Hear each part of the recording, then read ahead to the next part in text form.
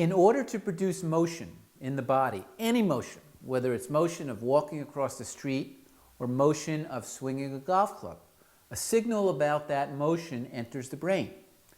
Now there's two parts of the brain that we're going to talk about in regards to motion. One is called the prefrontal cortex, and we'll just label that as PFC, and the other is the motor system. Now, when you have that career drive, or that pure iron shot, or that career round when you're just striking the ball so solid, what's happening is that signal is going right to the motor system. And it's the motor system which communicates with the body to produce motion. The problem occurs when the prefrontal cortex intercepts the signal, and then it's delayed in moving to the motor system. And then in the middle of the motion, the body is looking for direction from the brain, from the mind. The direction is not forthcoming. So what happens is the bulkier core muscles take over, and that's when you get too quick at the top, or that's when you muscle the ball, or that's when you can't release the club and you hold on to it. So the whole key in producing motion, after you've practiced the motion successfully enough times, is to not have the prefrontal cortex intercept that signal.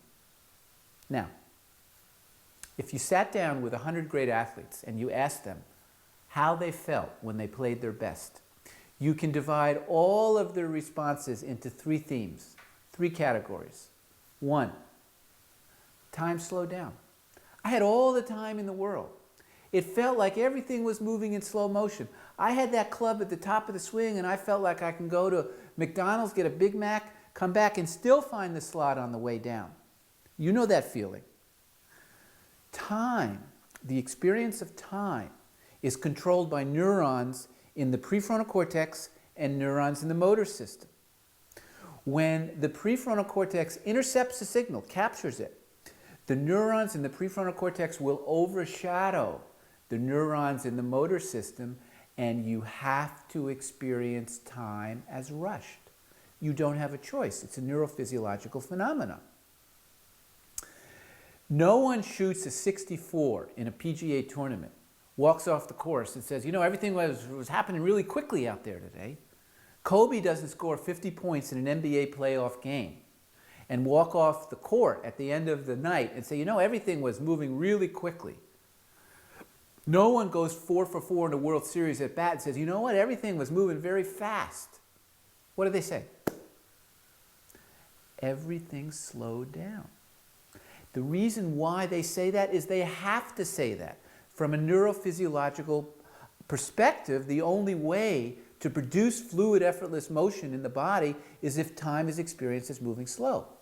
The second thing that they'll say is, I wasn't thinking. My intellect shut down. Don't ask me what I did. I don't know. I played out of my mind. I was mindless. Why do all athletes, regardless of levels of play, describe the experience of being in the zone or playing well, and they say, I wasn't thinking at all? Why? The prefrontal cortex is the intellect. It's the discriminating intellect. And when it captures a signal, the intellect is engaged. It will always feel like you are thinking. And you know that feeling as golfers. When it feels like you're thinking too much, you completely lose fluidity. You completely lose the flow of the swing.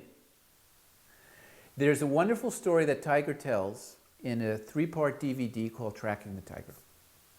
And it's a very cryptic story.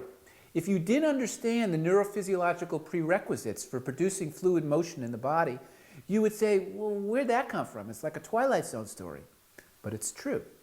Tiger says, and I'm almost quoting, there have been key shots in major tournaments where I took the club out of the bag and I didn't remember anything until I saw the ball land on the green.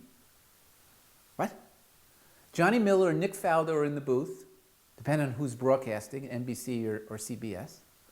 And they're saying, look at Tiger's focus, look at his determination, look at his will to win, look at his concentration. What is Tiger's experience? It's 180 degrees from that. I took the club out of the bag. I don't remember anything until I saw the ball land on the green. Why does he say that? He says that because his prefrontal cortex never captures the signal throughout the motion. Therefore, the signal is continuously moving to the motor system. The intellect is disengaged. The body is getting instant information about what to do, and that's why he's able to swing, or was able to swing, with abandonment and freedom when he dominated golf for so many years. The third thing that world-class athletes will say when they're playing their best is, the motion was completely fluid and effortless. I didn't even feel the club swing. I didn't even feel the putter move. You're going to hear about that experience when we go through the drills, that people have this experience instantly. Now, the motor system consists of 3 parts, but the most interesting part for us for generating motion is the cerebellum. When the signal goes right to the motor system and is not intercepted by the prefrontal cortex, the cerebellum is in charge of firing the fast twitch muscles. These are the muscles that are responsible for generating tremendous club head speed with minimal effort, or the muscles for having that delicate feeling on the putter. So when the signal goes right to the motor system, the cerebellum is able to fire the fast twitch muscles, then the stroke becomes fluid. So in order to produce this fluid motion, you have to produce this fluidity in the mind. It's not a sports psychology thing. It's not Stephen's take on thing. It's not his philosophy. It's not his understanding. It's a neurophysiological scientific principle. Now, this is where it gets very interesting. Everyone has a mind and everyone has a body. It's called the mind-body connection. And we can say that there are surface levels of the mind, and we can say the mind is like an ocean. We can say that there are quieter levels of the mind. We can also say the same thing about the body. We can say that there are the gross muscles, the bulkier core muscles, which are absolutely necessary in producing motion. But if they dominate the motion looks forced and awkward and not effective. And we can say the body has different layers, different levels, different levels. Then we can say the body has the fast twitch muscles. When you generate a signal from the surface level of the mind, you can only activate the surface gross level of the muscles. But, very fortunately, when you generate an intention from a quiet level of the mind, you have no choice but to fire the fast twitch muscles. So the key point in producing effortless, effective, repetitive, consistent motion, and the key point in this program that you're about to learn, is how to generate intentions from this level of the mind, not from this level of the mind. When someone breaks through on the PGA Tour, or someone wins a major championship, where do you think the intentions are generated from? They all have beautiful, perfect swings. Why does a swing break down? The swing doesn't break down. You can say, okay, yes, you know, he took it too far on the outside, okay? Or yes, he crossed the line. Or yes, he left the club open at impact. Obviously, if you take a video analysis of someone's swing, that's what happened. But why did it happen on that shot and not the shot before or not the shot after?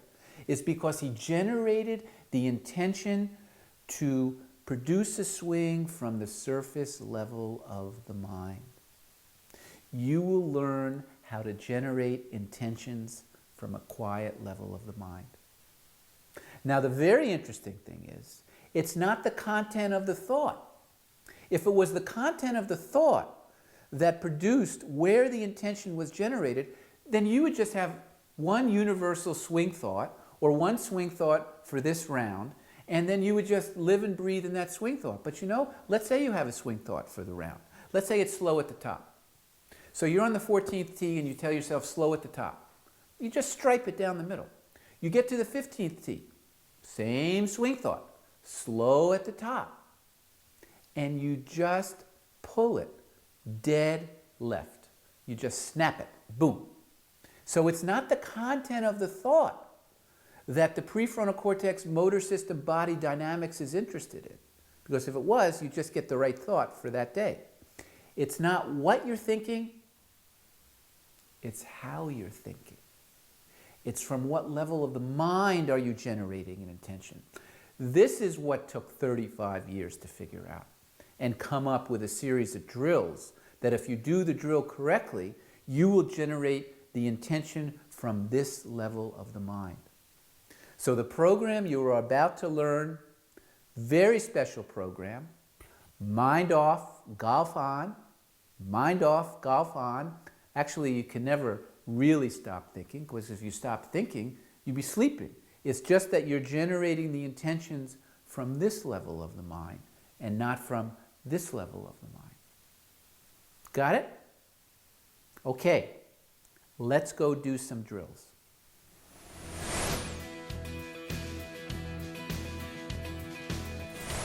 And now we come to the drills. Why the drills? Why does this program consist of drills? Well, you know as a golfer, when you hit your best shot, there wasn't too much going on in the intellect. There wasn't too much going on in the mind. Time was experienced moving very naturally, very normally, almost slow. And the fast twitch muscles were firing that would allow you to have good timing and generate more club head speed with less effort. And that experience, as we've talked about in the past, it sort of comes and goes on its own volition. There's no systematic way to set up those conditions. So what you're trying to do when you create